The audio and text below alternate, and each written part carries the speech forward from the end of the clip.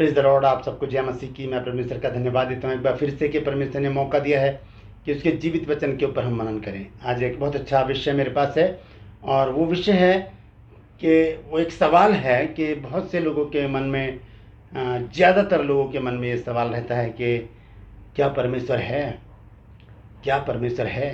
इस प्रकार का सवाल लोगों के मन में आता है और बहुत से लोगों के से जब बातचीत होती है तो वो यही कहते हैं कि आप बताइए क्या परमेश्वर है जिसकी आप उपासना करते हैं। वो है, दिखता तो है नहीं।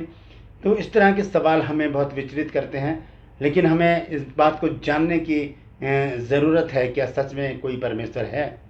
हमारा एक सब्जेक्ट है बाइबल स्कूल का जिसका शीर्षक है परमेश्वर का अस्तित्व। आज का विषय उसी से लिया है। 2-4 पन्ने मैं आपके सामने पेश कर रहा हूँ आज। ध्यान से सुनिएगा और हम देखेंगे कि किस प्रकार से हम जान सकते हैं इस बात को कि हाँ, एक परमेश्वर है। तो इस बात को जानने के लिए आपको ये पूरा वीडियो देखना पड़ेगा। मैं आपका दोस्त पास्टर राज मैसी आपसे मुखातिब हूँ और आप देख रहे हैं मेरा यूट्यूब चैनल जिसका नाम है ब्रदर राज मैसी। मैं आपसे गुजारिश करता हूँ कि मेरे इस चैनल को सब्सक्राइब करें, बेल आइकन को दबाएं ताकि नोटिफिकेशन आपके पास पहुँचे, और मेरे वीडियोस को लाइक कीजिए, शेयर कीजिए और कमेंट सेक्शन में आकर ज़रूर बताइए कि आपको मेरा प्रयास कैसा लग रहा है। एक बात और है कि मेरा एक और चैनल है जिसका नाम है जीसस माई लाइफ। उसका जो लिंक है मैंने डिस्क्रिप्शन में डाला है, आप उसे क्लिक करके उसे भी सब्सक्राइब कीजिए, क्योंकि इस चैनल पर मैं बहुत बार न्यूज़ भी डालता हूँ और उससे क्या होता है कि जो वचन होता है वो आगे चला जाता है, स्किप हो जाता है। इसलिए वो चैनल है मेरा पुराना है, वो भी, उसमें भी मैं परमेश्वर के वचन डालूंगा, उसमें न्यूज़ नहीं होगी। तो आप उसे सब्सक्राइब कीजिए और उसकी बेल आइकन को दबाइए ताकि नोटिफिकेशन आपके पास पहुँचे और परमेश्वर का वचन बिना व्यवधान के आपके पास पहुँच सके। Praise the Lord. तो आइए आज के इस एपिसोड को शुरू करते हैं। आज का शीर्षक है, आज का विषय है, क्या परमेश्वर है। तो आइए मेरे साथ बने रहिएगा, पूरा वीडियो देखिए, तभी सारी बात आपके समझ में आएगी। Praise the Lord.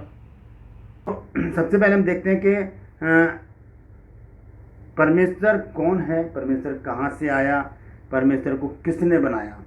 इस प्रकार के सवाल जो है मनुष्य के मन में आते रहते हैं और बहुत से लोग संसार में इन प्रश्नों का उत्तर ढूंढते ढूंढते कहाँ से कहाँ पहुँच चुके हैं।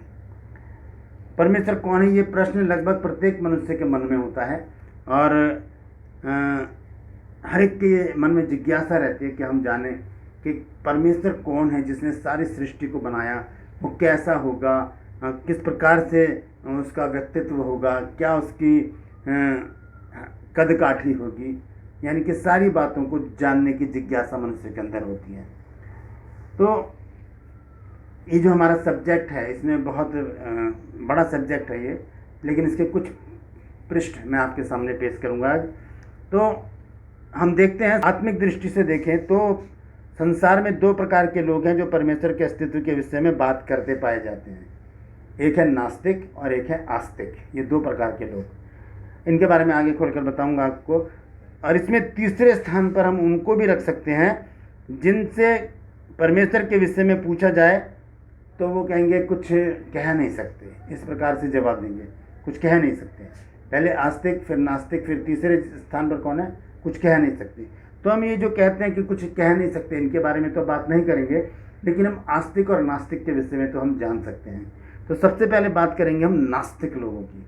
इनका नास्तिक का अर्थ होता है संदेहवादी, अथीस्ट, अविश्वासी, अनबिलीवर, और इसे उर्दू में कहा जाता है काफिर। जो परमेश्वर के ऊपर या खुदा के ऊपर जो विश्वास नहीं रखते, बिलीव नहीं रखते, उन्हें क्या कहा जाता है, संदेहवादी, अथीस्ट, अविश्वासी, अनबिलीवर्स, या उर्दू में काफिर।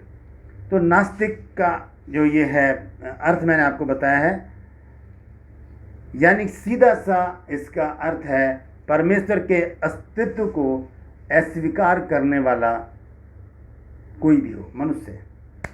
परमेश्वर के अस्तित्व को अस्वीकार करने वाला मनुष्य। नास्तिक व्यक्ति के मार्ग क्या हैं? नास्तिकता जो एक दैत्याकार शंका और अविश्वास है, अपने फॉलोअर्स को केवल अंधकार और निराशा के मार्ग पर ले जा सकती है। नास्तिकता। संसार में उपस्थित ये लोग परमेश्वर के अस्तित्व को स्वीकार नहीं करते। वे कहते हैं कि कोई परमेश्वर है ही नहीं। बाइबल ऐसे व्यक्ति को मूढ़ या मूर्ख बताती है। वो कहते हैं कि कोई परमेश्वर है ही नहीं। हम देखते हैं उत्पत्ति की पुस्तक में जब आदम और हव्वा को परमेश्वर ने अदन की वाटिका में रखा, तब वहाँ पर जो गुनाह हुआ, वहाँ पर जो अनाज्ञाकारिता आई, वहाँ पर एक प्रकार से इस शब्द को हम ला सकते हैं कि उनके मन में आया होगा कि कोई परमेश्वर है ही नहीं। मूर्खता दिखाई इन्होंने, और क्या हुआ, वहाँ पर परमेश्वर की अनाज्ञाकारिता हुई। भजन संहिता 14 अध्याय और उसके पहले पद में लिखा है, मूर्ख ने अपने मन में कहा है कि कोई परमेश्वर है ही नहीं। क्या लिखा है? मूर्ख ने अपने मन में कहा है कि कोई परमेश्वर है ही नहीं। इसी प्रकार से भजन संहिता 53 अध्याय और उसके पहले पद में भी लिखा है, मूढ़ ने अपने मन में कहा है कि कोई परमेश्वर है ही नहीं।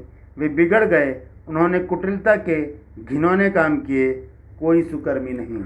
यानी कि मूर्ख कहा गया है उनको, जो कहते हैं कि कोई परमेश्वर है ही नहीं। नास्तिकता की हद तब पार होती है जब एक नास्तिक अपने बनाने वाले परमेश्वर के अस्तित्व से इनकार कर देता है। ये क्या है? नास्तिकता की हद पार कर जाना, कि कोई परमेश्वर है ही नहीं। कुछ नास्तिक ये दावा कर सकते हैं कि उनका विवेक तो उन्हें परमेश्वर के विषय में नहीं बताता, उनकी सोच में आता ही नहीं। कुछ लोग ऐसा दावा कर सकते हैं कि उनका विवेक तो परमेश्वर के विषय में नहीं बताता, और ये संदेहास्पद है। यानी कि इस पर हम संदेह कर सकते हैं कि एक भी विशुद्ध नास्तिक मिल सके, क्योंकि अधिक से अधिक वह ऐसे लोग हैं जिन्होंने अपने विवेक को हठीले अविश्वास से शांत कर लिया है। मतलब एक हट मन में बना ली कि कोई परमेश्वर है नहीं। क्यों? क्योंकि उन्हें अपनी इच्छाएं पूरी करनी है। अपनी इच्छा पूरी करने के लिए इंसान नास्तिक बन जाता है। और बाइबल बताती है हमको कि वचन में, नीति वचन में लिखा है कि जो औरों से दूर हो जाता है वो अपनी इच्छा पूरी करने के लिए ऐसा करता है। और आगे मैं आपको बता दूं कि कुछ लोग ऐसे अंधे हो सकते हैं कि वे आकाश में चमकते हुए सूरज के अस्तित्व को अस्वीकार कर दें, परंतु इससे यह सत्य बदल नहीं जाता कि सूरज है और प्रतिदिन उदय और अस्त होता है। वह लोग जो देखने से इनकार कर देते हैं, उनके समान अंधा और कौन हो सकता है? सूरज चमक रहा फिर भी कह रहे हैं सूरज नहीं है, परमेश्वर का अस्तित्व है फिर भी कह रहे हैं परमेश्वर है ही नहीं। ईमानदार मनुष्य जान जाएगा कि उसके हृदय की धीमी और शांत आवाज़ कहती है कि परमेश्वर है, हालेलुया, और आज भी जीवित है। लोग परमेश्वर के अस्तित्व का इनकार इसलिए नहीं करते कि वह परमेश्वर को ढूंढ नहीं पाते, इसलिए नहीं करते कि उसे ढूंढ नहीं पाते, परंतु इसलिए कि वे अपनी जिम्मेदारी से घबराते हैं। पहली बात, ये जिम्मेदारी है मृत्यु के बाद परमेश्वर को अपने जीवन का लेखा देना। नास्तिकता शैतान के हथियारों में से एक है। शैतान हमें नास्तिक बना देता है, मनुष्य को नास्तिक बना देता है कि परमेश्वर को ना मानो। ये शैतान का एक पहला हथियार है, जिसके द्वारा वह मनुष्य को बिना उद्धार पाए गहरी नींद में डाल देता है, गहरी नींद में डाल देता है। तो इस प्रकार से नास्तिक लोग जो हैं वो परमेश्वर के अस्तित्व को इनकार कर देते हैं। इसीलिए उनके मन में एक सवाल आता है कि परमेश्वर कौन है। लेकिन एक विश्वासी के लिए बाइबल का पहला पद हमें बता देता है कि परमेश्वर है। कैसे? इसमें लिखा है उत्पत्ति 1 अध्याय और इसके पहले पद में, आदि में परमेश्वर ने आकाश और पृथ्वी की सृष्टि की। ये पहला ही पद इस बात का सबूत है कि एक परमेश्वर है जिसने आकाश और पृथ्वी की, यानी कि पूरे जो सृष्टि है उसकी रचना की। बाइबल हमें बताती है। और हम देखते हैं इब्रानियों 11 अध्याय में और उसके 6 पद को जब हम पढ़ते हैं तो वहाँ पर लिखा है कि परमेश्वर के पास आने वाले को विश्वास करना चाहिए कि वो है। आइए देख लेते हैं वहाँ पर लिखा क्या है। इब्रानियों 11 अध्याय और उसका 6 पद। यहाँ पर इस प्रकार से लिखा है,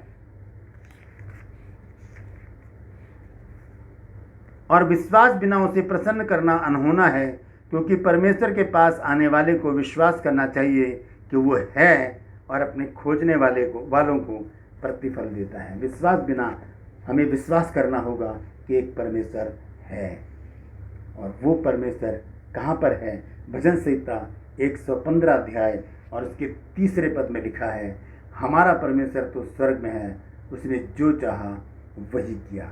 हालेलुया। देखते हैं जल्दी से आस्तिक लोगों के बारे में। आस्तिक का अर्थ होता है अलौकिकतावाद, थीस्ट, विश्वासी या बिलीवर्स। और आस्तिक परमेश्वर के अस्तित्व के मानने और आंख बंद करके उस पर विश्वास करने वाला, उसे कहते हैं आस्तिक। उत्पत्ति 1 अध्याय के अनुसार परमेश्वर को स्वीकार करना एक सच्चे खोजी को स्वयं परमेश्वर के मार्ग पर ले चलता है। उत्पत्ति 1 अध्याय के पहले पद को भी मैंने आपको पढ़कर बताया कि आदि में परमेश्वर ने सृष्टि की रचना की। सारी सृष्टि पर नज़र डालें तो मन में एक बात आती है कि कौन है इसका बनाने वाला। लेकिन क्योंकि संसार है, इसमें रहने वाले हैं, तो इसका बनाने वाला भी एक अनदेखा व्यक्तित्व है।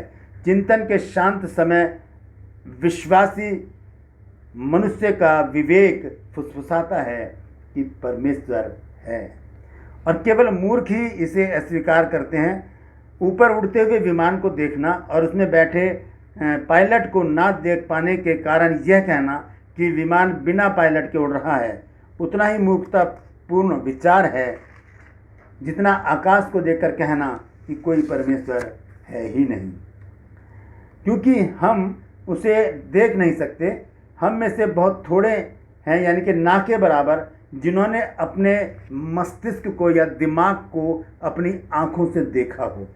तो भी हम विश्वास करते हैं कि हमारे पास दिमाग है। हमने देखा नहीं अपने दिमाग को, फिर भी हम विश्वास करते हैं कि हमारे पास दिमाग या मस्तिष्क है। इसी प्रकार हम सृष्टि को देखते हैं और इसीलिए विश्वास करते हैं कि एक अनदेखा परमेश्वर है। हालेलुया। तो एक परमेश्वर है जिसकी हम उपासना करते हैं, जो परमेश्वर बाइबल का परमेश्वर है, क्योंकि बाइबल का पहला पद ही हमको बता देता है कि एक परमेश्वर है, एक शख्सियत है जो बाइबल हमें बताती है। वचन में लिखा है उत्पत्ति 1 अध्याय उसके पहले पद में कि आदि में परमेश्वर ने सृष्टि की रचना की। परमेश्वर ने, तो परमेश्वर की उपस्थिति बाइबल में है, परमेश्वर है। और वचन में लिखा है इब्रानियों 11:6 में कि विश्वास बिना उसे प्रसन्न करना अनहोना है, क्योंकि परमेश्वर के पास आने वाले को विश्वास करना चाहिए तो वो है। हमें विश्वास करना है, हमें नास्तिक नहीं आस्तिक बनना है, ताकि हम कह सकें कि परमेश्वर है और 100% है। परमेश्वर इन वचनों के द्वारा हम सबको आशीष दे। मैं आपसे गुजारिश करता हूं कि इस वीडियो को शेयर कीजिए ताकि और भी लोग इस गुण भेद की बात को जान सकें। और यदि आपने आज कुछ नया सीखा है तो कमेंट सेक्शन में आकर मुझे ज़रूर बताइए कि आपने आज क्या सीखा है। परमेश्वर आप सबको आशीष दे। Praise the Lord.